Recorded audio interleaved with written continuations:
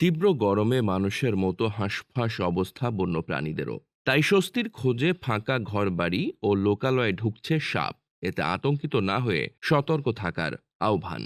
DMP Darus Salam জোনে সহকারী police commissioner কার্যালয়ে সাপ দেখতে পেয়ে খবর দেন এসআরটিবিডির স্বেচ্ছাসেবীদের। মঙ্গলবার বিকেলে সেখানে ছুটে গিয়ে রেস্কিউয়ার সদস্যরা বিভিন্ন জায়গায় খোঁজাখুঁজি করতে শুরু করেন, তবে কোনো সাপ দেখতে পায়নি তারা। পরবর্তীতে বিভিন্ন সাপ সম্পর্কে সচেতনতামূলক অনুষ্ঠান করেন স্নেক রেস্কিউ টিম বাংলাদেশের সদস্যরা। ঢাকা মেট্রোপলিটন পুলিশের শাহ আলী ও দারুস সালাম থানা এবং এর অন্তর্গত পুলিশ ফাঁড়ির বিভিন্ন পদমর্যাদার কর্মকর্তা সহ মিরপুরের স্থানীয় শতাধিক মানুষ উক্ত অনুষ্ঠানে অংশগ্রহণ করেন।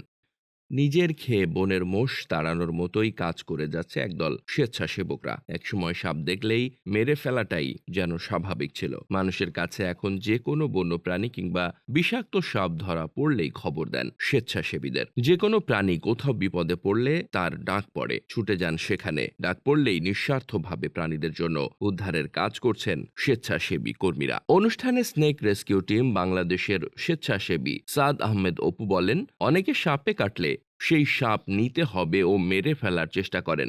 এগুলো না করে দ্রুত হাসপাতালে যাওয়ার পরামর্শ দেন এবং বাসা বাড়িতে সাপ থেকে নিরাপদ রাখার জন্য বাসায় বিড়াল অথবা কুকুর রাখার পরামর্শ দেন। সাপে কাটা রোগীকে ওঝার কাছে না পাঠিয়ে অনতিবিলম্বে সরকারি হাসপাতালে পাঠানোর পরামর্শ দেন স্বেচ্ছাসেবীরা। কেবল উদ্ধারেই নয়, তারা উপস্থিত জনতাকে সাপ সম্পর্কে সচেতন করেন। তাদের বুঝিয়ে বলেন, দেশে হাতে গোনা কয়েক প্রজাতির ছাড়া সব সাপই নির্বিষ, দংশন করলে কিছুই হয় না। প্রতি বছর সাপের কামড়ে সারা দেশে প্রায় ৬,০০০ মানুষ মারা যান। বেশিরভাগ মৃত্যুই হয় অসচেতনতার কারণে। স্নেক রেস্কিউ টিম বাংলাদেশের স্বেচ্ছাসেবী মোহাম্মদ জুবাইদুর রহমান মেহেদি বলেন, মানুষের বিপদে সবার আগে এগিয়ে আসেন বাংলাদেশ পুলিশের সদস্যরা। অনেক পুলিশ সদস্যরা সাপ সম্পর্কে অনেক কিছু জানে না। পুলিশ সদস্যগণ সাপের দংশনে করণীয় বিষয়ে স্বচ্ছ জ্ঞান অর্জন করলে গ্রাম ও শহরে বসবাসকারী মানুষের সঠিক পরামর্শ দেওয়ার মাধ্যমে জীবন রক্ষায় অগ্রণী ভূমিকা পালন করতে পারবেন। ব্যাপকভাবে কমে আসবে সাপের দংশনে মৃত্যুর সংখ্যা। অনুষ্ঠানে দারুস সালাম জোনে সহকারী পুলিশ কমিশনার মফিজুর রহমান পলাশ বলেন,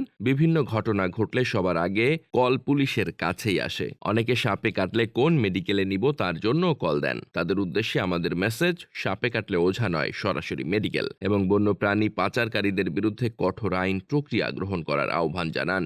পরিবেশের ভারসাম্য টিকিয়ে রাখার জন্য সাপ বাঁচিয়ে রাখা দরকার। সাপ সম্পর্কিত প্রাচীন মতবাদ ও ভুল ধারণা থেকে বেরিয়ে এসে সঠিক পদক্ষেপ গ্রহণ করতে হবে এবং ওঝার কাছে না গিয়ে চিকিৎসকের পরামর্শ গ্রহণ করতে হবে। আল আমিন হোসেন, বার্তাবাজার, ঢাকা।